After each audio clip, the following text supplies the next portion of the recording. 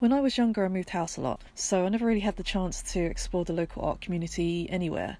So today, with this walk, I'd like to explore areas that I've heard of and I've always been curious about. And I'd also like to explore places that I'd never even heard of before taking on this activity, as well as revisit places that have inspired me in the past. My first stop is Aladdin's Cave, an old furniture reclamation shop that's been here for as long as I can remember, and they always seem to pick up furniture and ornaments from all kinds of cultures and eras, 70s, 80s, 90s, modern day, and yeah, it's nice for random ideas and inspiration with my work or just interior design. Next stop is the Lewisham Arthouse. According to a lady working here, it used to be a library back in the day, but now it's an open project space available for artists to hire for workshops, exhibitions, and at affordable rate. They also have a darkroom and a kiln room available to hire. And they also hold a graduate studio award scheme. For lunch, I stopped at the Paranhodu Korean Restaurant, and I'll mention it here because for me, food is art as well, and Korean culture is one of the smaller ethnic minorities in London. I believe cuisine is the foot in the door for introducing new cultures to any community, which could later be followed by the arts, music and other creative ventures. On my way to the New Cross Inn, I passed Prangsta, which I had to mention here. It's filled with handmade, burlesque, historical, vintage costumes, one of which I actually hired for a costume party years ago. Every piece is so detailed and looks like it came straight from a movie or theatre set, and I feel in awe of inspiration every time I pass here. I love music. It's rare that I don't listen to music while creating work. What's even better is live music, because it sort of takes me out of my comfort zone, out of my headspace, forces me to socialise, and I get to listen to bands that I've never even heard before. So it's inspiration all round. And for when I have creative block, it's almost a guaranteed solution. When I was younger, I always wondered what this doorless shop was, and I found out that it's called Window 135 and that they change the artwork in the window every week, which I didn't know. And in this section of the street, there's no apparent art community at all, so it's a breath of fresh air to have this here. Knowing that it changes its artwork every week is also inspiring. Right next to Window 135 is a tattoo parlour. I think tattoos are an artistic expression of the self. Even though it's your body being used as the canvas for art, it's still art in itself. And also the tattooists are artists in their own right. Tattoos are also a heavy influence on my own illustrations, so I thought it'd be worth a mention here.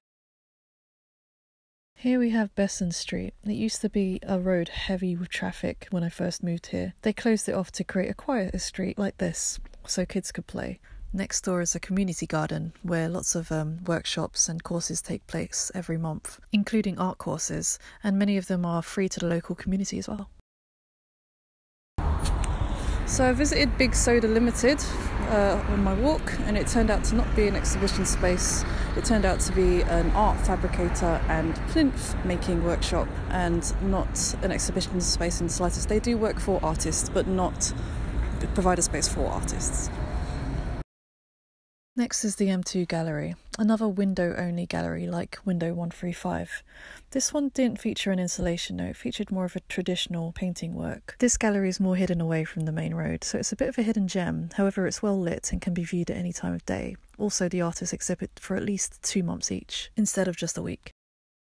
Next is Assembly Point in Peckham, an exhibition space run by 2 artists. They also have studios for rent upstairs, so it can be both an exhibition space and a workspace. So it does contribute to the creative industries a great deal, and they accept artists' submissions on a regular basis, which is cool. Growing up, I used to spend a lot of time in the libraries reading random books. Peckham Library here is one of the bigger libraries in South London. It's a great place to drop by for just random inspiration from the art books and autobiographies there, or just to study in peace and quiet.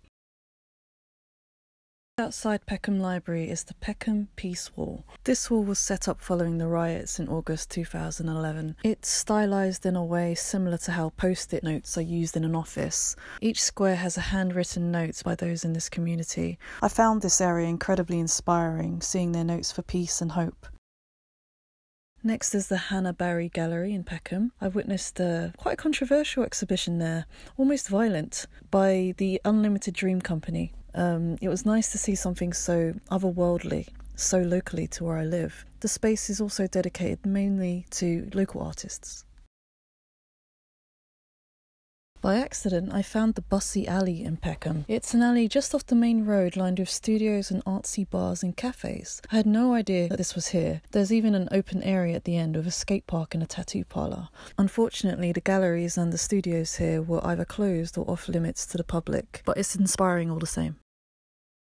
At the basement of Bussey Alley, I found the Rye Wax bar. It was a typical bar, but at the back they had a vintage record shop, which was quite unique. The walls were also adorned with posters relating to local music events, art exhibitions and so on. This bar is the social hotspot for artists in this area.